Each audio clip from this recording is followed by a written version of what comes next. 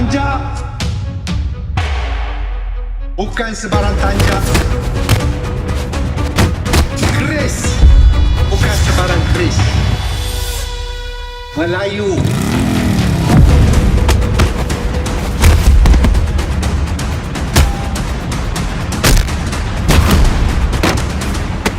Bukan sebarang Melayu.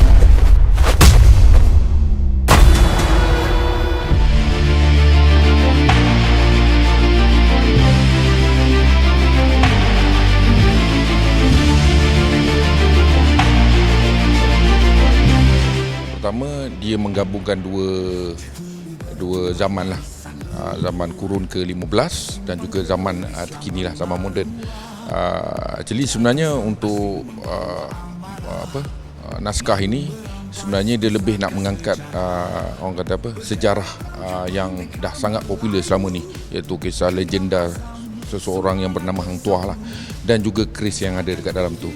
Jadi pihak producer bila memanggil saya untuk terlibat dalam ini, saya seronok lah, sebab saya hanya terlibat dalam zaman yang di kurun yang ke-15 tu saja. Yang mudah-mudahan saya tak terlibat. Jikalau sahabatku ini tidak mengerti perjuanganku, maka biarlah keris ini saja yang berbicara. Sepanjang kami syuting filem The Keris ni, memang fizikal, memang banyak training lah. Kita orang kena banyak training untuk setiap scene fighting tu. Dan dari segi injuring tu memang akan ada, tapi taklah berisiko sebab saya pun ada pengalaman dalam bidang stuntman. Jadi dari segi safety dan apa yang kita buat scene yang berbahaya, so kita dah standbykan semua safety tu. Jadi alhamdulillah lah, tak ada apa masalah. Akan menjadi sejarah di tanah Melayu.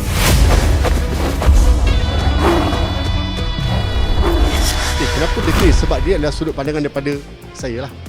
Sebab I need the keris, I want the keris, sebab sudut pandangan daripada Samuel sendiri. So itulah.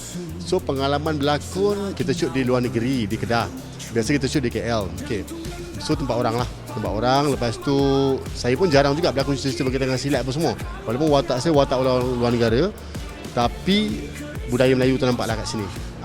So kita tu nak kita punya poyo gini, macam kita pandang budaya tu kecil, macam kita ni power sangat lah kan. So karakter tu sebenarnya saya suka lah, best.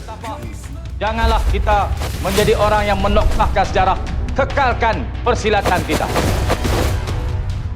Untuk jadi main dengan watak ni, watak Pak Hassan ni, memang saya pernah bercakap dengan guru-guru silat, tengok dia punya karakter, dia behavior dia macam mana. Pasal saya rasa agak susah. Pasal saya tahu silat ni dia ada falsafah tersendiri. So dia membina satu jati diri yang lebih mantap. Jadi saya rasa anak muda patut belajar silat sebenarnya. Kalau tidak, dia dalam keadaan zaman sekarang yang teknologi tinggi dan sebagainya, memang dia akan, orang kata boleh katakan, lost lah, sesat. Allahu Akbar. Melayu. Takkan Melayu hilang di dunia. Jangan lupa saksikan, tonton. Jom ke panggung bermula 2 hari bulan Julai. Filem The Keris akan keluar dalam semua pawagam Malaysia dan juga Singapura. So semua kita berbakat ke panggung dan juga support filem tempatan.